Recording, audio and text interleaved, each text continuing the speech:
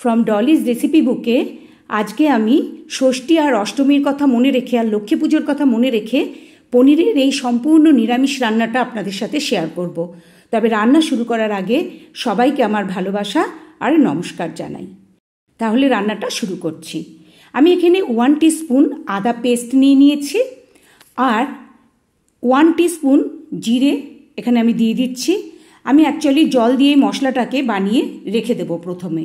আর half teaspoon ধনের গুঁড়ো নিলাম আর নেব হাফ টিস্পুন শুকনো লঙ্কার গুঁড়ো। এবার এইগুলো আমি জল দিয়ে গুলে রেখে দেব রান্না শুরু করার আগে। পরে আমি এই মশলাটা ব্যবহার করব। লক্ষ্মী পুজোর ভোগে এটা ব্যবহার করা যায় আর ষষ্ঠী আর অষ্টমী নিরামিষের দিনেও কিন্তু এই রান্নাটা বেশ ভালো হবে। আমি 200 গ্রাম পনির এভাবে একটু বড় করে কেটে নিয়েছি। আর আগে আমি টমেটো আর ক্যাপসিকাম ভেজে নেব। তো একটু মাখন দিয়ে দিলাম, হাফ টিস্পুন মাখন দিয়ে এই টমেটো আমি শুধু একটু গোলমরিচের গুঁড়ো দিয়ে ভেজে নিচ্ছি। আর এখানে আমি কোনো নুন ব্যবহার করব না, কারণ আমি চাই যেটা ক্রিস্পিনেসটা থাকুক। আর দেখুন আমি টমেটোগুলো কেমন করে কেটেছি। এর যে বুকের দিকের অংশটা যেখানে দানা থাকে সেইটা আমি রেখে দিয়েছি আলাদা করে, যেটা আমি রান্নায় ব্যবহার করব। এখানে 1/4 টিস্পুনের মতো গোলমরিচের গুঁড়ো আমি এখানে ব্যবহার করেছি। আর লো ফ্লেমে এটা 1 মিনিটের মতো ভেজে নিচ্ছি যাতে এটার ক্রিস্পিনেস থাকে। আর এর বুকের দিকের অংশটা, দানার দিকের অংশটা আমি আলাদা বাটিতে রেখে দিয়েছি, সেটা ভালো করে পেস্ট করে নিয়েছি, আমি পরে রান্নায় ব্যবহার করব। আবার এখানে আমি হাফ টিস্পুন মাখন দিয়ে দিচ্ছি, মানে আগেও আমি মাখনই ভেজেছিলাম, এটাও আমি মাখন দিয়ে দিচ্ছি বা বাটার। আর ক্যাপসিকামগুলো দেখুন এইভাবে সাইজ করে কেটেছি। যে সাইজের আমি টমেটো কেটেছি একই সাইজের কিন্তু আমি এই ক্যাপসিকামগুলো কেটেছি। এবার এখানেও আমি একটু গোলমরিচের গুঁড়ো দেবো, তবে এখানে একটু লবণও দেবো। যেহেতু ক্যাপসিকাম টমেটোর থেকে শক্ত হয় তাই একটু নরম ভাব আনার জন্য আমি 1/4 টিস্পুন মতো লবণ দিয়ে দিলাম। আর এখানে একটু গোলমরিচ দিয়ে এটা আমি এখানে 1/4 টিস্পুন মতোই গোলমরিচের গুঁড়ো দিলাম, দিয়ে এটা 2 মিনিট মতো নাড়াচাড়া করে নিচ্ছি। আর 2টো কাঁচা লঙ্কা আমি 4 টুকরো করে দিয়ে দিলাম। আর লো ফ্লেমে কিন্তু এটা করছি। দেখুন এই যে ভেজেছি, ভাজা হয়ে গেছে, এগুলো আমি এবার সরিয়ে দিচ্ছি, পরে এগুলো আমি ব্যবহার করব। এখানে আমি 4 টেবিল স্পুন সাদা তেল দিয়ে নিচ্ছি। এখন আমি পনিরগুলোকে ভেজে নেব। তেল গরম হয়ে যাওয়ার পর পনিরগুলো ছেড়ে দিচ্ছি। আর আমার এখানে 200 গ্রাম পনির ছিল, 8 পিস আমি বের করেছি। আপনারা চাইলে কিন্তু আরও ছোটো করে কেটে নিতে পারেন।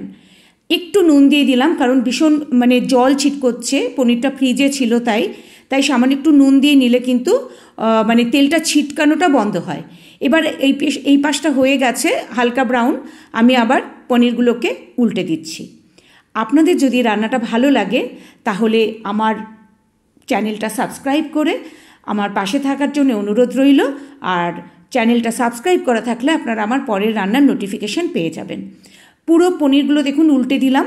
এখন এই পাশটা আবার একটু ভালো করে নিয়ে পনিরগুলো আমি তুলে নিচ্ছি। তবে বাটিতে আমি একটু রুম টেম্পারেচার জল নিয়ে নিয়েছি, ওই জলের মধ্যে আমি পনিরগুলো রাখছি, তাতে পনির নরম থাকে। আর যদি আমার এই রান্নাটা ভালো লাগে তাহলে লাইক আর শেয়ার করার জন্য অনুরোধ রইল। আর অনুরোধ রইল কমেন্ট করে জানাবেন যে রান্নাটা আপনাদের কেমন লাগলো। এবার পনিরগুলো সব দেখুন আমি জলের মধ্যে নিয়ে নিয়েছি। আর এখন আমি এই তেলের সাথে 1 টিস্পুন ঘি দিয়ে দিচ্ছি। আর তেল ব্যবহার করব না, 1 টিস্পুন ঘি দিয়ে দিলাম। এই রান্নাতে যেহেতু পেঁয়াজ রসুন পড়বে না তাই এটাতে একটু ঘি মাখন ব্যবহার করলে টেস্টটা ভালো হবে। আর এখানে দিয়ে দিয়েছি 1/4 টিস্পুন গরম মশলার গুঁড়ো আর একটা শুকনো লঙ্কা ছিঁড়ে দিয়ে দিলাম। এবার ওটা একটু ফোড়ন হওয়ার পর আমি মশলাটা যে জল দিয়ে ভিজিয়ে রেখেছিলাম সেই মশলাটা এখানে দিয়ে দিলাম। এটা প্রথমে 1 মিনিট মতো নাড়াচাড়া করে নেব, তারপরে আমি এখানে কড়াইশুঁটি দেব। দেখুন 1 মিনিট মতো নাড়াচাড়া করে নেওয়ার পর যখন জলটা পুরো টেনে গেছে, তেল ছাড়া হয়ে গেছে, এবার এখানে আমি 100 গ্রাম মতো কড়াইশুঁটি দিয়ে দিলাম, ছাড়ানোর পর 100 গ্রাম। এবার ওটা দিয়েও আবার 1 মিনিট মতো আমি ভেজে নিচ্ছি।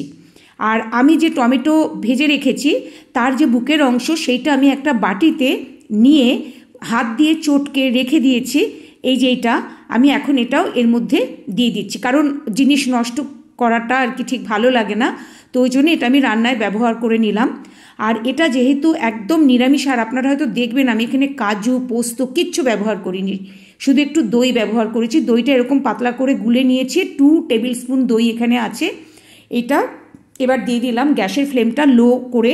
এতক্ষণও কিন্তু গ্যাসের ফ্লেমটা লোই ছিল, এরপরে আমি কিছুক্ষণ বাদে মিডিয়াম করে দেব।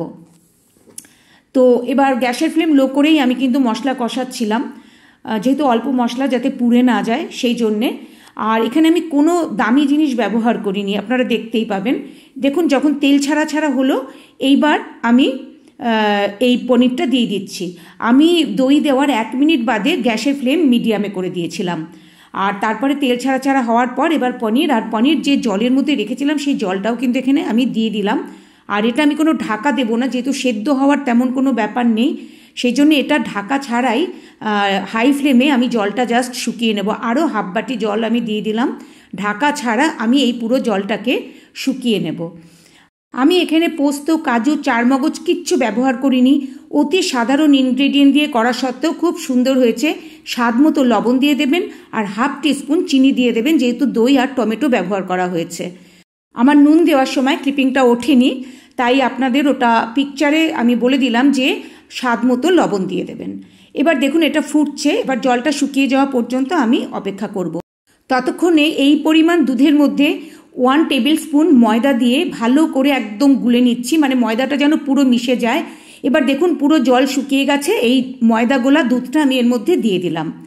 আর এখন কিন্তু গ্যাসের ফ্লেম লো করে দিয়েছি, হাইতে ফোটানোর পর এখন লো অবস্থায় আমি এটাকে মিশিয়ে নিচ্ছি, তা নাহলে খুব তাড়াতাড়ি ঠিক হয়ে যাবে বা ঘন হয়ে যাবে। আর এখানে আমি দিয়ে দেব আবার একটু গরম মশলা, 1/4 টিস্পুন গরম মশলা দিয়ে দিচ্ছি। আর এখানে আমি একটা ভাজা মশলা দিচ্ছি, এটা আপনারা ডেসক্রিপশন বক্সে আমার ভাজা মশলার রেসিপিটা পেয়ে যাবেন। 1 টিস্পুন এই ভাজা মশলাটা দিলাম। আর যেগুলো আমি ভেজে রেখেছিলাম কাঁচা লঙ্কা, টমেটো আর ক্যাপসিকাম, সেগুলো দিয়ে নেড়েচেড়ে নিচ্ছি। আমি যখন ভাজা মশলাটা দিয়েছি তখন গ্যাসের ফ্লেম কিন্তু আমি বন্ধ করে দিয়েছি। দেখুন আমার গ্যাসের ফ্লেম কিন্তু এখন অফ করা আছে। সব দিয়ে ভালো করে মিশিয়ে নিলাম। এখন শেষে একটু মাখন, মানে হাফ টিস্পুন মাখন দিয়ে দিলাম, মাখনটাও ভালো করে মিশিয়ে নিচ্ছি। আপনারা আশা করি দেখে বুঝতে পারছেন যে এটা কতটা সুন্দর দেখতে লাগছে, খেতেও কিন্তু ঠিক ততটাই সুন্দর, আর কোনো দামি ইনগ্রেডিয়েন্ট ছাড়াই। আপনারা কিন্তু এটা একবার ঘরে করে দেখতে পারেন। আর লক্ষ্মী পুজোর সময় চাইলে আপনারা ভোগে এটা ব্যবহার করতে পারেন। আর তাছাড়া নিরামিষের দিনে কিন্তু এরকম একটা রান্না করতে পারেন, বা যারা নিরামিষ খায় এরকম কোনো গেস্ট আসলে তাদেরকেও কিন্তু এইভাবে একটা স্পেশাল পনির কোনো দামি ইনগ্রেডিয়েন্ট ছাড়াই আপনারা করে দিতে পারেন। এটা কিন্তু খুব সুন্দর হয় খেতে, তাই রিকোয়েস্ট রইল একবার আপনারা করে খেয়ে দেখবেন। আমি আবার নতুন কোনো রান্না নিয়ে আসব। সামনে পুজো আসছে, সবাই খুব খুব ভালো থাকবেন আর পুজোতে সবাই খুব এনজয় করুন। আজকের মতো নমস্কার।